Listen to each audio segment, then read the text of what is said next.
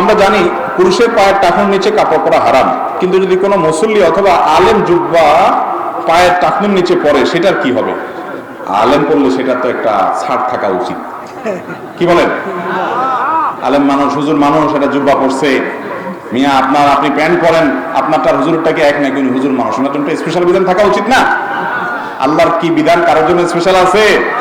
হুজুর সাহেব যদি জুব্বা পরে ওইটা যদি টাকনুর নিচে যায় ওইটাও হারাম, যেমন আপনার প্যান্ট টাকনুর নিচে গেলে হারাম।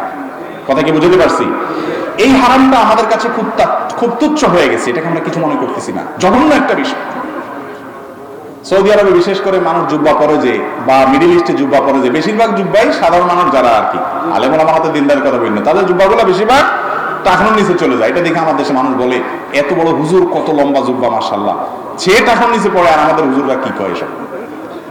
তো লম্বা জুব্বা দেখে আপনি বড় হুজুর মনে করার কোনো কারণ নাই, ওইটা তাদের দেশীয় পোশাক, তারা সেজন্য পরে। কিন্তু টাকনুর নিচে পড়লে, হুজুর পড়লে, জুব্বা পড়লে সেটাও কি হবে? হারাম হবে। চাদর পড়লে সেটাও হারাম। হ্যাঁ, মোজা থাকতে পারে, ওটার নিচের জিনিসটাই নিচের।